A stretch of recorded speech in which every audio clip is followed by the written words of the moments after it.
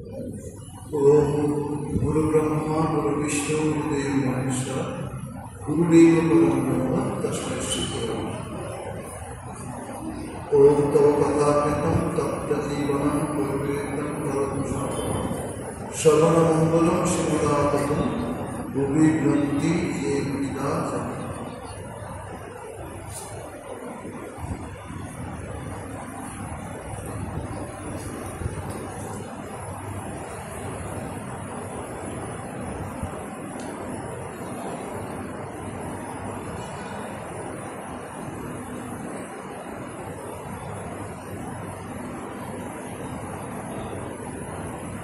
शुभ सन्ध्या। आज रविवार छुट्टिर दिन आमादेरो आश्रमे सन्ध्या एकटु भगवान श्रीरामकृष्ण कथामृत निये परामर्श आलोचना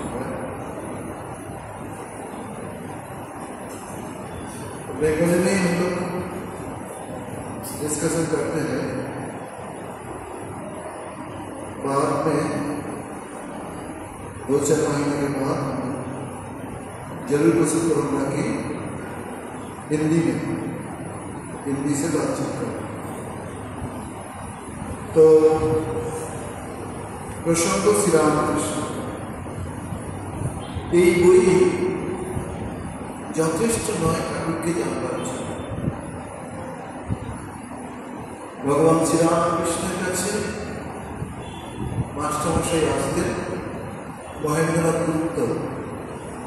তিনি ছুটি ছাটার দিনগুলোই বিশেষভাবে আসতেন। তাকে জানতে গেলে আমাদের আরও কিছু বই ফলো করলে ভালো হয়। সেগুলো হলো স্বামীজির চিন্তায় শ্রীরামকৃষ্ণ, ঠাকুরের অন্যান্য পার্শ্বদ যারা, সেই সমস্ত পার্শ্বদেরও চিন্তা ভাবনা করলে আমরা শ্রীরামকৃষ্ণকে অনেকটা বুঝতে পারি। আবার এক্ষেত্রে শ্রী মাকেও আমাদের একটু দরকার। তো ঠাকুরের উপরে বেশ একটু বই আছে, এগুলোও আমাদের দেখলে ভালো হয়। শ্রীরামকৃষ্ণ লীলাপ্রসঙ্গ, শ্রীরামকৃষ্ণ পুঁথি, কয়েক মাসে হচ্ছে শ্রীরামকৃষ্ণ পুঁথি লিখেছিলেন। আর লীলাপ্রসঙ্গ লিখেছেন ঠাকুরেরই বিশেষ একজন শিষ্য স্বামী শারদানন্দ মহারাজ। এই শুভ সন্ধ্যায় আপনার যারা এখানে উপস্থিত হয়েছেন তাদের সকলের উদ্দেশ্যে আন্তরিক প্রীতি, শুভেচ্ছা, নমস্কার, অভিনন্দন জ্ঞাপন করছি। ঠাকুরের কথায় যে একদিন এই ছবি ঘরে ঘরে পুজো করে, আমরাও দেখি মহাপ্রভুর কথা লিখতে লিখতে একটি জায়গা আসে, সেখানে বলা হয়ে থাকে মহাপ্রভুর কথায় যে এক পৃথিবীতে এমন কোনো নগর, এমন কোনো গ্রাম থাকবে না যেখানে হরিনাম প্রচার না। এটা কিন্তু এখন বিশেষভাবে আমরা লক্ষ্য করছি। কি লক্ষ্য করছি? পৃথিবীর বহু দেশে হরিনাম সংকীর্তন করে মানুষ খুব আনন্দ পাচ্ছে, ভালো লাগছে, শান্তি পাচ্ছে। কিন্তু শ্রীরামকৃষ্ণের সম্বন্ধে এরকম বলা হয় যে একদিন দেখা যাবে যে সকলে গ্রামে, সব জায়গায় লোক শ্রীরামকৃষ্ণের চিন্তায় বা শ্রীরামকৃষ্ণকে পূজা করে। এটা যদি আমরা বেঙ্গল দেখি, যদি আমরা ভারতবর্ষ ক্ষেত্রেও দেখি, যে ক্রমশ ক্রমশ ক্রমশ ঠাকুরের ভাবের শিষ্য সংখ্যা বা ভক্ত সংখ্যা বৃদ্ধি পাচ্ছে। পৃথিবীতেও অনেক সময় আমরা দেখি আমেরিকা, রাশিয়া যখন আমাদের প্রথম মহাজ গেলেন তখন সামান্য একটা বাড়ি ভাড়া করে মানুষ চেষ্টা করতে নেই। এখন তো 3-4টা সেন্টার রাশিয়া কিন্তু ভাবি শব্দটা অস্ট্রেলিয়াতেও আমাদেরকে শ্রীধরানন্দ জি মহারাজ পরমপূজ্য শ্রীধরানন্দ দর্শন করতে গেছিলাম। উনি লখনৌয়ের দায়িত্বে ছিলেন। ঠাকুরেরও ওখানেই তো 3-4টে জায়গা আছে যেখানেই বড় বড় সেন্টার হতে পারে। হিমালয়ের বুকেও বেশ কিছুটা জায়গা আছে, সেখানেও সেন্টার হতে পারে। তো ওনাকে মঠের আদেশ হলো যে তোমাকে অস্ট্রেলিয়ার সঙ্গে দায়িত্ব দিতে হবে। আমি তো শুনি বেশ কয়েকটা জায়গা ছড়িয়ে পড়েছি। দক্ষিণ আফ্রিকা আমাদের কোনো সাধু ছিলেন না, আমাদের ভাবাপন্ন সাধু সেখানে থাকত। সেখানেও আজকে দেখা যাচ্ছে ভক্তের ভাব, ভক্তের ব্যবহার, ঠাকুরের প্রতি আন্তরিকতা ক্রমশ ছড়িয়ে যাচ্ছে। এ সবচেয়ে মানুষের দ্বারা হয় তা নয়, এগুলো হয় ভগবানের বিশেষ শক্তিতে। কেউ কোনদিন ভেবেছে এখানে ঠাকুরের একটা আস্থানা হবে, ভক্তেরা আসতে পারবে, তার চিন্তা ভাবনা শুনতে পারবে। কিন্তু 1949 ভক্তদের আসা যাওয়া হয় মেদিনীপুর থেকে, তাদের ভাবে ভাবিত হয়ে 1983 বলে এরকম সময় বেলুর মঠ এই শিক্ষাটাকে তাদের অন্তর্ভুক্ত করে। তারপরে তো আমাদের সব সাধুটা আসা যাওয়া। স্বামীজিও বলছেন যে সত্য যুগ শুরু হয়ে গেছে, যারা অন্ধ তারা দেখতে পাচ্ছে না, আর যারা বিকৃত মস্তক দেখতে চায় না তারাই দেখতে পাচ্ছে। একটা ভিতরে শক্তি প্রবাহ চলছে। তো মাস্টারমশাই মহেন্দ্রনাথ গুপ্ত মহাশয় এই ছুটি জায়গার থেকে ঠাকুরের কাছে আসতেন, ঠাকুরের কাছে বসতেন, ঠাকুর জোর বাচ্চা কুস্তি করতে নেই তো শুনতেন। সবচেয়ে বড় কথা যে কত মনীষ, কত ধর্মজগতের নেতৃবৃন্দ, পণ্ডিত, এরাও কিন্তু ঘন্টার পর ঘন্টা ঠাকুরের কথা শুনতে চাইতেন, ঠাকুরের কাছে বসে থাকতে পছন্দ করতেন। তারা বেরিয়ে বলতেন অনেক অদ্ভুত কথা, যা কোথাও শুনিনি, সেগুলো সব ঠাকুরের থেকে শুনতে পাচ্ছি। শ্রীরামকৃষ্ণ তো মাস্টারমশাই ঠাকুরের কাছে আসেন। 1882 খ্রিস্টাব্দে শেষ দিন পর্যন্ত ঠাকুরের সঙ্গ করেছেন। বোধ হয় তার পক্ষে এটা আদেশই ছিল কি তোমাকে এই কাজটা করতে হবে। আমরা অবাক হয়ে যাই যে ঠাকুর সর্বভূতেই তাকে দেখতেন। গিরিশ ঘোষকে দিয়ে তিনি সত্যি বিস্ময়কর ঘটনা ঘটালেন। হ্যাঁ গিরিশ, এখানকার কথা যে সব তুমি বলে বেড়াও, তুমি কি বুঝেছো বলো তো? গিরিশবাবু বললেন, কি বললেন গিরিশবাবু? যে রাম, যে কৃষ্ণ, যার কথা বলে অমত করতে পারিনি আমি সামান্য গিরিশ, আপনার কথা কি বলবো? এর থেকে বড় কথা তো আর কিছু হয় না, এর থেকে বড় কথা দেখি না। তা কোনটি মানুষরা ঠাকুরের কাছে আসতে কথা শুনতেন। এখানে যার মাস্টারমশাই দিচ্ছেন এইভাবে সমাধি মন্দিরের টাইটেলটা দিচ্ছেন না, ঠাকুর গান গাইতেছেন। সে গানের এত মিষ্টি গলা, যারা শুনতেন তারা অভিজ্ঞ। ওই যে বলছিলাম মানুষজন ঘন্টার পর ঘন্টা বসে, এরা এসেছেন বাস্তব জীবনে কি করে মানুষকে সাহায্য করে। ঠাকুর যে খুব বেশি শাস্ত্রিক জটিলতা নিয়ে আলোচনা করতেন তা না, দৈনন্দিন জীবনে মানুষের প্রশান্তি কি করে হয়, কি করে মানুষের সব সমস্যাগুলো কাটে, কি করে মানুষ ভগবানের আনন্দে সন্ধান খুঁজে পায়। এই যে বাস্তব আমরা যে জীবন কাটাই, সেই জীবন তো সব নয়। প্রত্যেকটা মানুষের ভেতরে একটা সত্তা আছে, সেই সত্তার সন্ধান দেওয়ার কথা সেগুলোই সব জানা। যে ঠাকুর গান গাইছে, কৃষ্ণ বলতেন বাবা এখনো কানে যেন সেই গলা শুনতে পায়, এবং মিষ্টি গলা আর শোনা যায় না। কি করে শোনা যাবে? সাধারণ মানুষের ঠাকুর কি এক নাকি? এক তো নয়। কি অসম্ভব সাধনা করলে সাধনা মানুষ করতেই পারে, এ বিষয়ে কোনো সন্দেহ নেই। কিন্তু একটা সাধনা তাই তার জীবন কেটে যাওয়ার কথা। কত জনের সফলতা পাওয়া যাবে তার ঠিক নেই।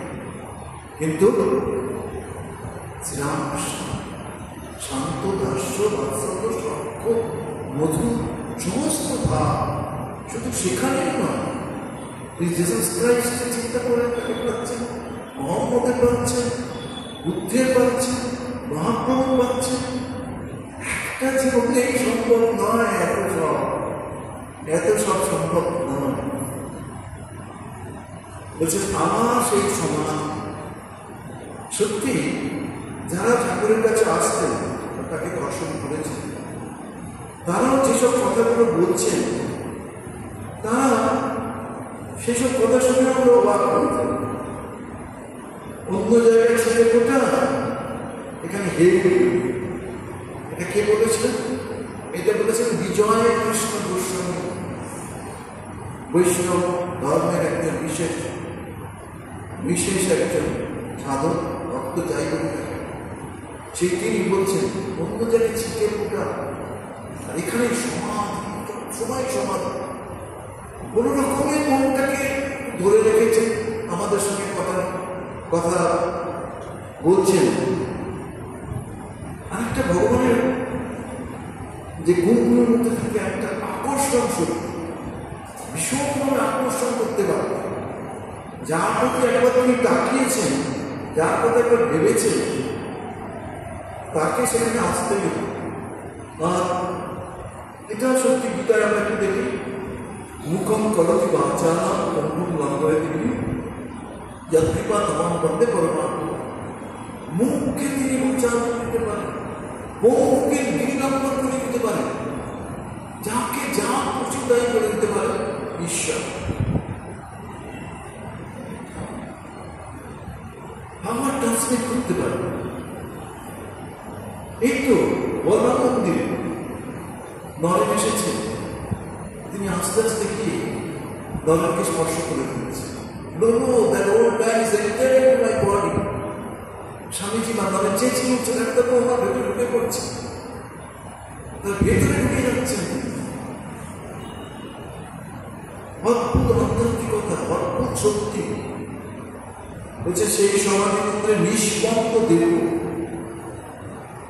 দয়ানন্দ যে কথা বলছিলাম, দয়ানন্দ যে অভিভূত হয়ে যাচ্ছে এই সমাধি, এই যে সমাধি, এটা থেকে দয়ানন্দ যে একেবারে প্রাচ্যব করে যাচ্ছে। তো বলছে স্ত্রী তো লোচন দেব স্ত্রী বসিয়া আছে, এই পৃথিবীতে আছে তিনি, কিন্তু তার মন এখানে নেই। তার মন কোন দেশে, কোন রাজ্যে। আমরা সব দেবদেবীর কথা ভাবি, এইসব দেবদেবীর থেকে অনেক উচ্চে থেকে মনকে নিয়ে চলে যেতে পারে। শুধু নিয়ে যেতে পারতেন নয়, তিনি দিতেনও তাদের শক্তি। যে বসে আছেন ফটোগ্রাফে যেরকম দেখা যায়, আমরা যেরকম ভাবে ছবিতে দেখতে পাই, সেরকম ভাবে যেন তিনি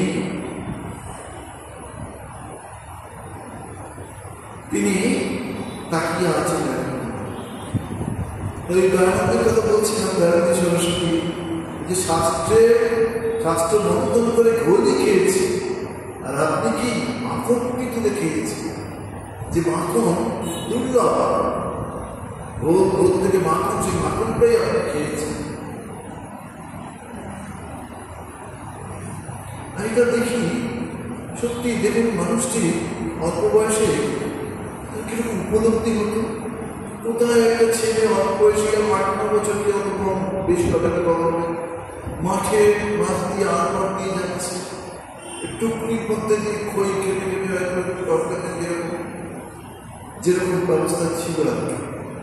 এই সত্য শিবের কথা মনে হলো, আর তার সমান হল সত্য শিব দর্শন হয়ে গেল। চিন্তা মাত্র কোথায় আন্দোলনের বিশালক্ষী মন্দির যাচ্ছেন? মহিলা ভক্তরা ভেবেছিলেন যে গদাই ঘাটে আমাদের সুবিধা হবে, গান করতে করতে যাবো। প্রতিমধ্যে দেখুন এমন ভাব হয়ে গেল পুরো সমাজ সেই ভগবানের নাম করতে করতে দেবীর নাম শোনাতে আমার তার ভাব আমার দেখুন এই শিবরাত্রির দিন যাত্রা, তার আগের দিন শিব যে সার্ভে সেটা কি অসুস্থ হয়ে পড়েছে।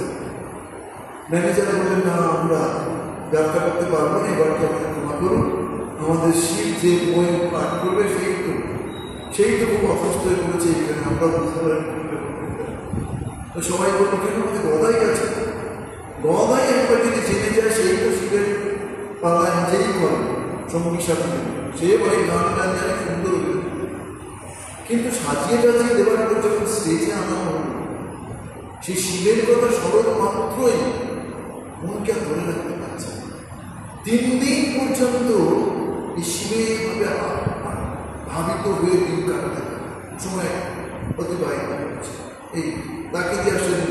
কিন্তু এই যে ভাব, এটা একটা বিশাল কাণ্ডের ভাব। স্বামীজি আমাদের বোঝাচ্ছে স্বামীজি দেখো, তোমরা যদি ভাবো 7 মুখ তেল করলে আর রাধা নাচবে, তা কিন্তু হবে না, তা কিন্তু হবে না। তোমরা কোটি জনকে সাধনা করলেও শ্রীরামকৃষ্ণের কাছে পৌঁছানো এত সহজ নয়, এত সহজ নয়। আমি এটাও দেখি কি সঙ্গীতা ভগবানের নির্দিষ্ট করেছে, কোথায় তিনি জামালপুরে জন্মেছেন, কোথায় তিনি কলকাতায় এলেন, জামালপুরে দাদা নিয়ে আসলেন, একটু মাংস একটু কিছু শিখুক, তাহলে নিচে করে খেতে পারবে। দেখুন কিভাবে যোগাযোগ হয়ে গেল দক্ষিণেশ্বরের কালীঘাট। রানী রাসমণি পরিবর্তিত, ব্রাহ্মণরা পুজো করবে না, ভোগ দেবে না ইত্যাদি। তো দেখুন তার দাদা আমার এখন বিরান দিলেন, সব সমস্যার সমাধান। কিন্তু দেখুন তিনি তো কোনো দূর কাজে ছুটে যাননি, তিনি তো ভৈরবীর কাছে ছুটে যাননি বা তার কাছে ছুটে যাবেন, সবাই সেখানে। আর কিন্তু মূর্খ, কি আমার পড়াশোনা জানে, কিছুই তো সেটা পাঠশালায় যেতে, এই তো অঙ্কতে দেবে মাথা ধরত, আর এইসব যাত্রা বা ভাবনা বা এইসব করতে তার পছন্দ পুজো আর্চা করতে ভালোবাসতেন। সেই দেখুন যখন ভৈরবী ব্রাহ্মণী তাকে এইসব তন্ত্রের সাধনা শেখাতে থাকলেন, 50-এর বেশি সাধনা শেখাতে থাকলেন, চটপট করে শিখে দিতে পারলেন এই তন্ত্রের সাধনা। তিনি ঘোষণা করলেন, বাবা তুমি অবতার। ঠাকুর বলতে থাকলেন, কি আবার কি এবার তুমি কি বলতে চাচ্ছ? বলতাম এটা কে মানবে বলে আমি তো নিজেই অবাক হচ্ছি। তখন মথুরবাবু জমিদার তিনি বললেন যে ভৈরবী ব্রাহ্মণী বললেই তো অবতার হবে না, এর একটা সমাধান হওয়া দরকার। তো মধুরদের দেখেনি, জানেনি না, তিনি ভাবছেন ভাবে কোনো বিকার খারাপ জায়গায় ঠাকুরকে নিয়ে হাজির করছে।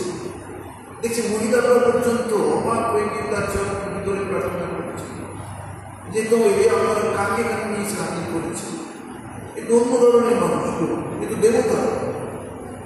তাই মথুরের কথা মথুরা আবাদ করে বড় বড় পণ্ডিতগুলোকে, সেই সব পণ্ডিতরা এসে কি মিটিং বসে ভৈরবী ব্রাহ্মণ ঠাকুরের কথাবার্তা, ঠাকুরের মুখের ভাব, তার উপলব্ধি, যা যা সব কথাগুলো শুনেছেন, একদম বই চৈতন্য থেকে আরম্ভ করে অন্যান্য বই থেকে তিনি পুরো গুছিয়ে দিতে থাকলেন।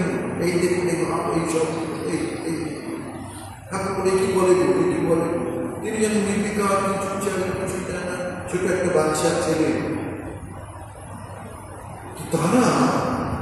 তারা বিভিন্ন জন বিভিন্ন কথা বলেছে। একজন তো বললেন যে অবতাররা যে কেউ জানে না যে তার অবতার, একটা ভৈরবী ব্রাহ্মণী বলছে। তারপরে কি বলছেন যে অবতার তো ছোট কথা, অবতারকে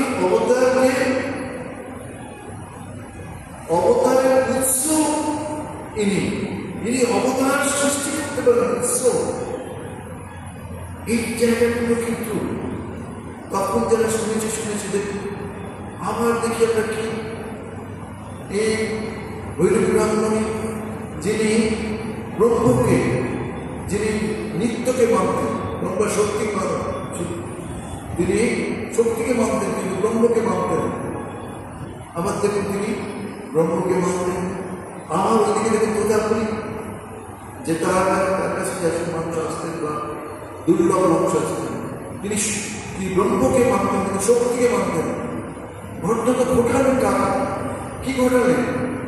তোতাপুরের এমন পেটের সমস্যা হলো, সেই সমস্যা পরিত্রাণ পাচ্ছেন। তার কি মনে হলো? তার মনে হলো যে তিনি সুইসাইড করবেন। কোথায় সুইসাইড করবেন? যে नदी दक्षिण से गंगा नदी के जितना दूर जाते हैं देखते हैं पानी, ज्यादा पानी नहीं है, 2 फुट 3 फुट, इसमें तो सुसाइड नहीं कर सकते। तो अचानक देखा, क्या देखा? जहाँ स्मॉल मंदिर सब माँ की छाया, माँ की स्वरूप देखता है। ये क्या देखना है? नाच गाना सबके मध्य देखता है कि देव दक्षिणेश्वर की माँ काली माँ है, ऐसा होता है। तो এছাড়াও আমরা দেখি যে তার যে জীবনের ঘটনাগুলো, এগুলো সত্যিই তো বিস্ময়। দেখুন 3 ধরনের মানুষ ঠাকুরের কাছে, যারা বয়স্ক ভক্ত, তাদের কাছে তিনি সবটা সময় দিতে পারতেন। মহিলাদের তো বেশি সময় দিতে পারতেন, দিতেন মহিলাদের সময়, ভক্তগুলোর সময়। কিন্তু তার পছন্দ কি? তার পছন্দ হচ্ছে অল্প বয়সী যুবকরা, যাদেরকে দেখুন প্রথম শ্রেষ্ঠ তৈরি করে নিয়ে আসেন কাকে দিয়ে? কেশবচন্দ্র সেন। কেশবচন্দ্র ব্রাহ্ম ধর্মের মানুষ, কিন্তু ঠাকুরের কাছে আস্তে আস্তে এই কি ভবতারণী মাকে নিষ্ঠা করলে, ঠাকুরের একটা অদ্ভুত শক্তি, সেটা বিশ্বাস করলে তিনি ঠাকুরকে বললেন, যে ঠাকুরকে বললেন, তার নিজের ছেলেরাই বললেন যে আপনি কিছু বলুন এখানে। তখন কেশবচন্দ্র কি বলছে? বলছে দেখো এতটা বোকা আমাকে বলো না, কামারের কাছে ছুটি বিক্রি করা এটা কি ঠিক নাকি? প্রয়োজনও নেই কামারের কাছে ছুটি বিক্রি করা। ওনাকে তোমরা ভালো করে ওনার কথাগুলো শুনে তাহলে বুঝবে। আবার আমরা দেখি কুটিরের ছাদে উঠে উনি প্রার্থনা করছে। কি প্রার্থনা? কুটির ওরা কে কোথায় আছিস, আর ওদের না দিতে পারছি। তো ভক্তরা এই মুহূর্তে একদম হাসি খুশি করতেছিলেন। এখন সকলে এক দৃষ্টি হয়ে ঠাকুরের সেই অদ্ভুত অবস্থাতে এই অবস্থাতেই তো ছবি তোলা হচ্ছে, এই অবস্থায় ছবি তোলা হচ্ছিল। পরে ঘটনাটা শোনা যায় কি অবিনাশী নাকি একজন ফটোগ্রাফারকে আনা হচ্ছিল। তিনি বললেন যে ঠাকুর একটু রেখে গেছে, ছবি তোলার সময় কি বলে একটু সোজা করা যায় না। নরেন্দ্রনাথ ঠাকুর একটু সোজা করতে গিয়ে দেখে ব্লকিং পেপারের মধ্যে ঠাকুর উঠে পড়েছে। কি জানে এদের ভাব আমরা বুঝতে পারব। আমাদের মন কোথায় আছে? আমাদের মন আছে সত্যি ঠাকুর সব সময় চিন্তা করতেন যে আমরা কি করে উন্নত করি, আমরা কি করে আমাদের সর্বটা বুঝতে পারি। আগেও বলা হচ্ছে এই যে জীব 4 প্রকার জীব, বদ্ধজীব, সংসারের এই কাজ কর্ম সবের মধ্যে পড়ে ঈশ্বর ভুলে যায়। বদ্ধজীব, মুমুক্ষুজীব, ওর মধ্যে কেউ চেষ্টা করছে এগিয়ে যেতে, আবার এই সংসারের পাকে পড়ে সংসারের মধ্যে ঢুকে দিচ্ছে। মহাদর সংসার একবার পড়লে সেখান থেকে ওটা খুব মুশকিল। আরেকটি ক্লাস কি আছে? মুমুক্ষুজীব, মুক্তজীব, ওই সাধু সন্ন্যাসীরা এরা সংসারের প্রকৃত রূপ খুব অল্প বয়সে বুঝে নিতে পারে। তারপরে মনটাকে ভগবানের পাদপদ্মে এবার জন্যেই চিন্তা করতে থাকে। ভগবান তাদের বিভিন্নভাবে সহায়তা, বিভিন্নভাবে সরস্বতী পুজোগুলো করে দেয়। আরেকটা নিত্যজীব, ধারণা এদের কোনোভাবেই এদের করতে পারা যায় না। এই ভয়ঙ্কর সংসার, এইসব মায়ার দ্বারা আমার বেশ মনে আছে। বিজনীয় উদ্দেশ্যে জাপান যেতেন, ওখান থেকে অনেক ভক্ত আসবে। কোথায় না জয়গড় দর্শন। তো অনেকের সঙ্গে একটু পরিচয় হতো, ওদের কাছ থেকে ভাষা শিখতাম। তারাও খুব আপনভাবে আমাদের সঙ্গে কথা বলতেন।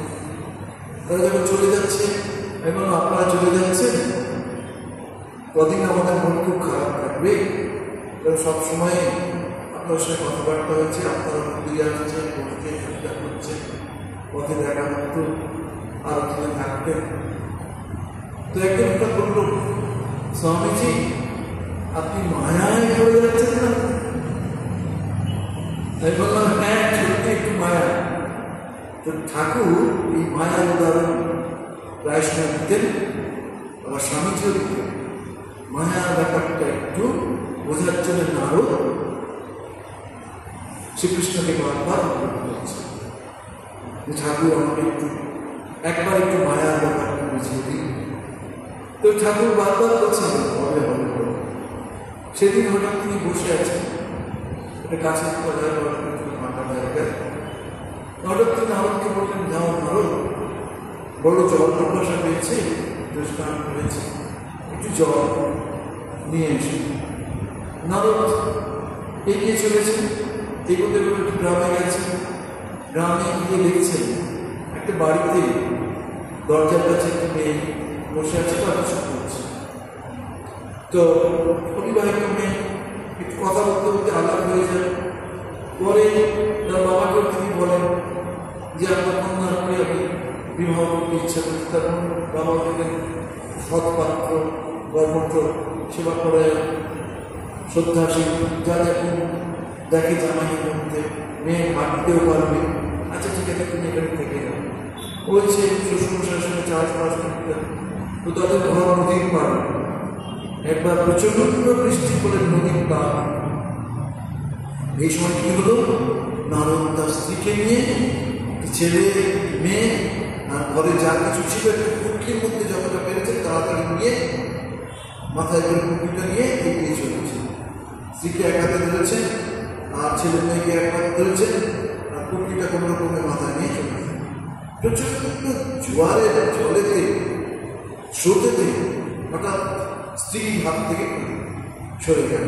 ব্যাস স্ত্রী মাথাটা কোথায় চলে গেছে, মেয়েও এরকম ভাবে কোথাও বেরিয়ে গেল। এত জোরে স্রোত, বুঝতে পারবেন না বাচ্চাদের বাঁচানো বা ছেলে মেয়েদের। পুটকিও চলে গেল, ছেলেও চলে যেতে কি নদীর ওপারে গিয়ে হাউ হাউ করে কাঁদতে থাকে। এইসব যখন কথাবার্তা চলছে, তখন ভগবান বলছেন, নারদ তুমি যে অনেকক্ষণ হয়ে গেলে জল আনতে গেছো, জল কোথায়? চোখ চেয়ে দেখছেন, যেখানে ছিলেন সেখানেই আছে। এই হলো সংসারের প্রকৃত স্বরূপ। কিন্তু সংসারের বাইরেও একটা সত্তা আছে, সেখানে যেতে হবে। সেটাই ঠাকুর আমাদের জানাচ্ছে বারবার। তিনি কি বলছেন গীতায়? গীতা এই কথা মধ্যে কিন্তু সব কিছু পাবে। গীতা, উপনিষদ, ভাগবত, বেদ, পুরাণ, রামায়ণ, মহাভারত, কি নাই সর্বশাস্ত্রের মন্থন করা আছে। বলছে গীতায় কি আছে, মনুষ্যানাম সহস্রেষু পরিচিত যতদাম বিশ্বজ্ঞান পশ্চিমমান ব্যক্তিগত আমরা প্রায় সত্যি মনুষ্য জন্ম দুর্লভ। ৮০ না ৮৪ লক্ষ জন্ম আর হলে তখন একজন মানুষ জন্ম হয়। এর আগে পোকা মাকড়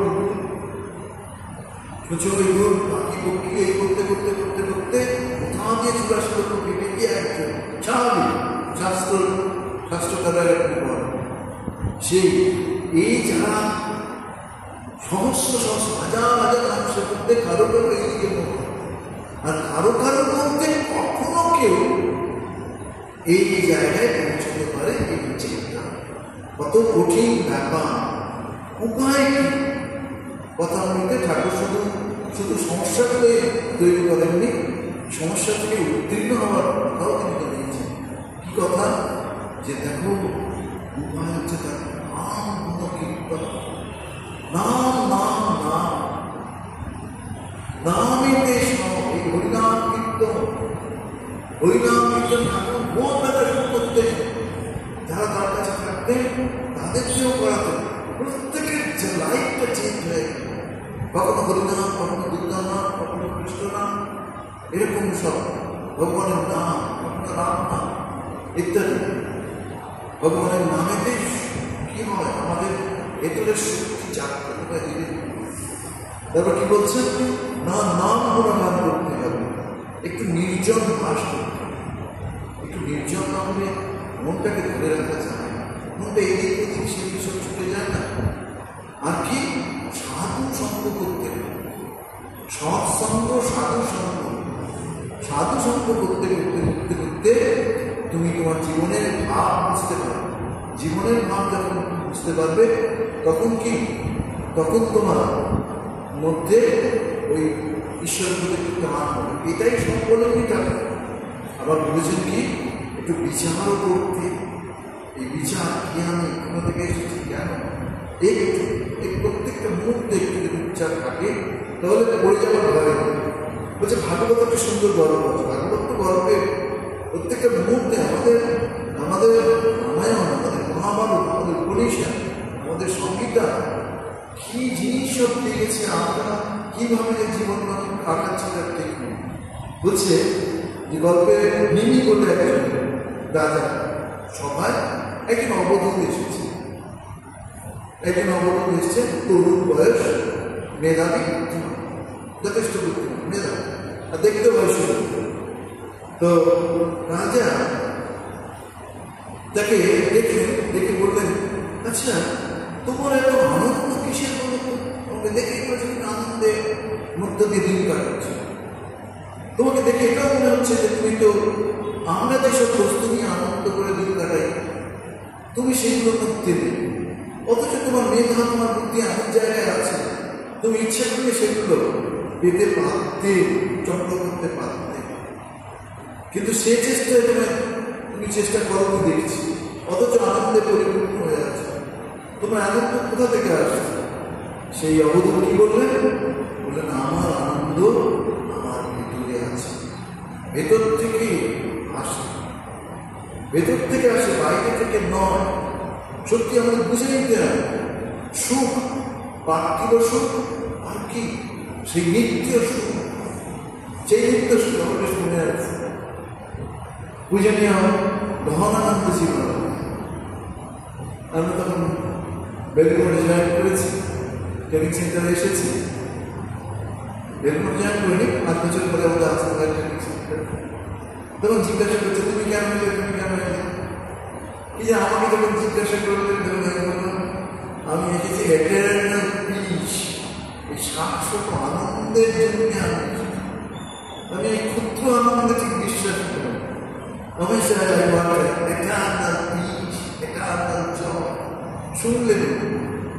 শুনলেন তারপর জিজ্ঞাসা করলেন কি হবে, কিভাবে, কি দেখে, কি মনে করে তুমি এই রামকৃষ্ণ মিশন বেলুড়মঠে জয়েন করবে? তোমাদের এক একটা কথা বলছে। আমি বললাম আমার খুব ছোট বয়সে এসেছিল, এই আরত্রিক দর্শনের সময় আমি মন্দিরে এসে বসেছি। এই আরত্রিক গান, আরত্রিক ভাব, এই বেলুড়মঠের পরিবেশ, এইসব দেখে আমার ছোট থেকেই মনে হতো যে এটা দেখছি বেশ আনন্দের জায়গাটা। এই আনন্দের জায়গায় সন্তান আরেকটু করে নিতে হবে। তো পরে যখন জানতাম একটা করে ছোট বই নিয়ে যেতাম, সেই বই পড়তাম, বইয়ের পেছনে আবার সর্বনাম লেখা থাকতো, সেই লেখা দেখে আবার ছোট বই নিতাম। এই করতে করতে করতে করতে এই দিকে উপায় হচ্ছে সেই আমাদের মধ্যেও সেই ভাবনা আছে, আমাদের মধ্যে সেই সত্তা আছে, সেই সত্তাকে আমাদের বুঝতে হবে। দীর্ঘ সংগ্রামের পর কিন্তু এটা একদিন নয়, চেষ্টা করতে করতে করতে করতে পরিপূর্ণতা করার কাজটা তখন এই সত্তা পাওয়া যাবে। সেই জন্য রাজামহারাজ কি বলছেন, করুন না 2000, 5000, 6000, 10,000 যোগ, দেখি আনন্দ না পাই কিনা। যদি না পায় তাহলে আমার গালে সে মাঠ করে আমি চ্যালেঞ্জ করছি, শ্রীমান বলছে কি এত কথা, কি এত সমস্যা বলে, কেউ কিছু করবে না, বলে শুধু করে দাও করে দাও করে দাও, করুক না, 10,000 জব করুক, তারপরে সে আমাকে বলুন। তারপরে বলছে মানুষের সন্তান নেই, কিছু নয়, বছর বছর ছেলে পেলে সন্তান জন্ম হচ্ছে, আর বলছে মা করে দাও, মা কেন আনন্দ পাচ্ছে। সংযমে মানুষ দেখতে হয় বাবা। এই ছোট্ট একটু করে মা বলতে, সেই কথাই বেদ বেদান্তের কথাই যেন বলে। বেদে আছে হোমা পাখির কথা, সেই হোমা পাখি আকাশে থাকে, আকাশে ডিম দেয়, ডিম পড়তে থাকে, অনেক দিনের ডিম পড়তে পড়তে ছানা ডিম কেটে যায়, ছানা দেখে যে আমি পৃথিবীতে পড়ে যাবো, তো শেষ হয়ে যাবো তো পড়তে, হঠাৎ করে সে তখন আমার মায়ের দিকে চলছে। উপায় কি? ঠাকুর বলছেন মনে ত্যাগ চায়। যারা গৃহস্থ তাদের মনে ত্যাগ করতে, সংসার করো না কেন, কোথায় ত্যাগ করবে? এই সংসারটা ভগবানের সংসার, আমার এই আমি আমারটা করালে কিন্তু মা তার কাছে কি শক্তি দেবে, বুদ্ধি দেবে, জ্ঞান দেবে, সব সব দেবে। 4 রকমের ভক্ত আছে। গীতায় বলেছে চতুর্বিদ্যা ভজন্তে মাম জানা সুকৃতিনা অর্জুন।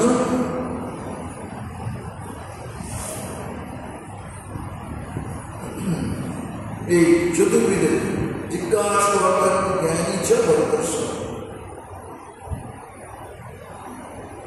এটা কিরকমের অর্থ?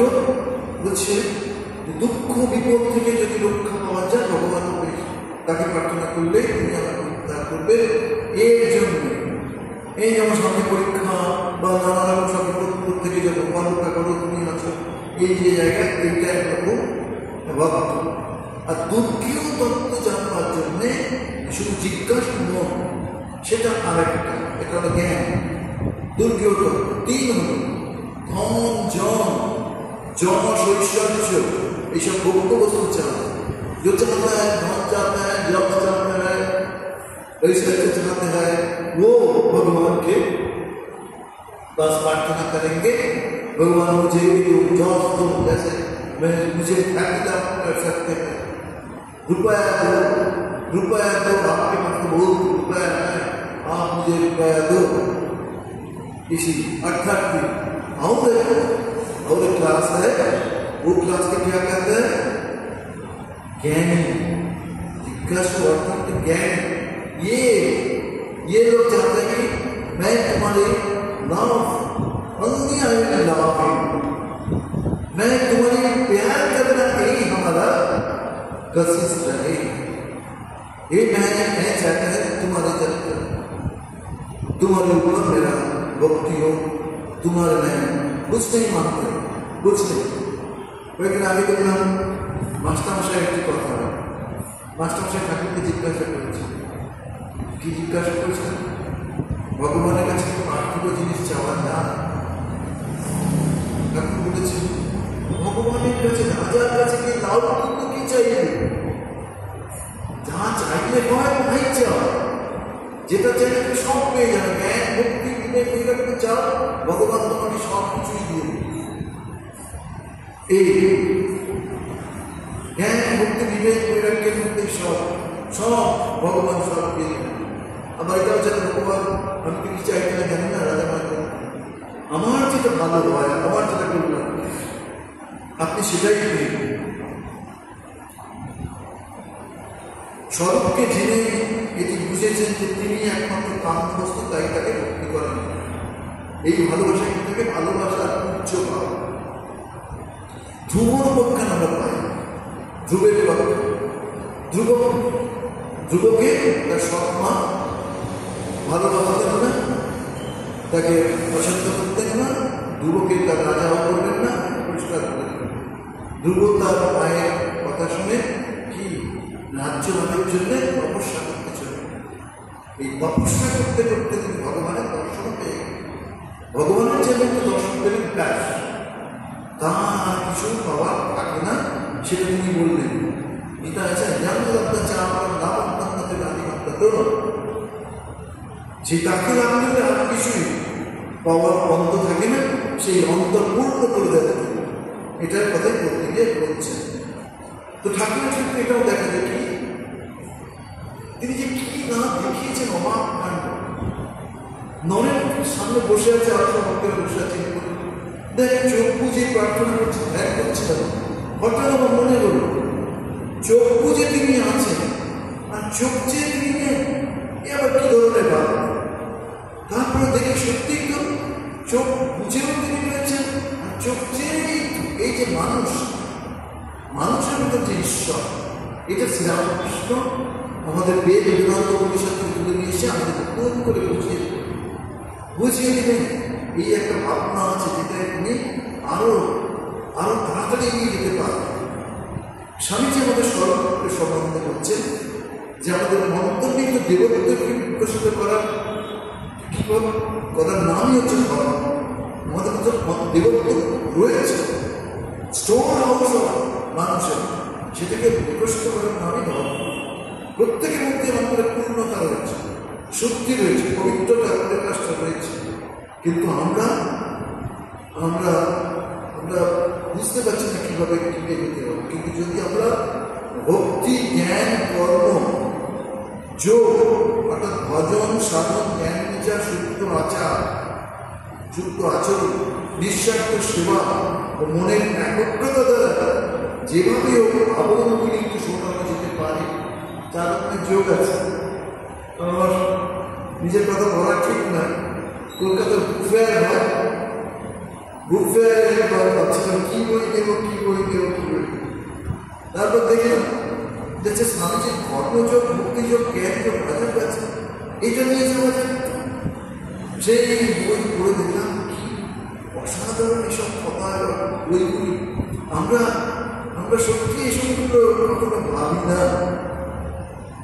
বলছেন এগুলো চিন্তা করতে, এগুলো নিয়ে আমরা থাকলে আমাদের কি আবরণগুলো চলে যাবে। আবরণগুলিকে সরিয়ে নেওয়া যায়, তাহলে সেই শুদ্ধ পবিত্র নিষ্পাপ জায়গাটা কি তাদের প্রকাশিত হয়ে যাবে। একটা পুকুর তাতে নোংরা করে আছে, এই সূর্যের রশ্মিকে মধ্যে আসবে, সূর্যকে ছবি পাওয়া দেখা যাবে, পূর্ণিমার চাঁদের ছবি দেখা যাবে না।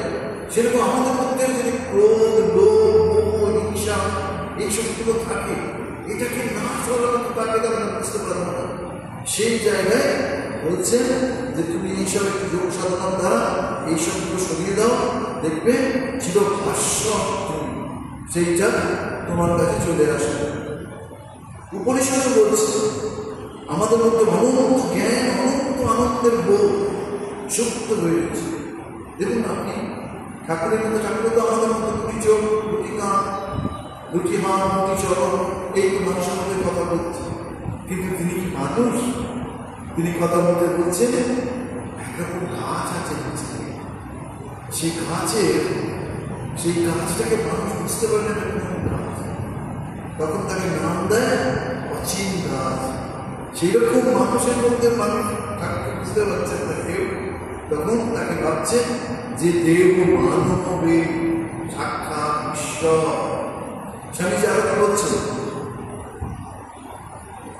সেই জায়গাটা পাওয়ার জন্যই মানুষ চেষ্টা করছে, যারা মানুষ চেষ্টা করছে, যারা ভাবে চেষ্টা করছে, যে যতটা বাচ্চা করছে পরের জন্মে আবার সেখান থেকে চেষ্টা করে এগিয়ে চলেছে। স্বামীজি বলছে মানুষ অসীম এবং এখন যে সীমাবদ্ধে তার অস্তিত্ব দেখছে তাতে আসল প্রকৃতি নয়, প্রকৃত সত্যি যে তুমি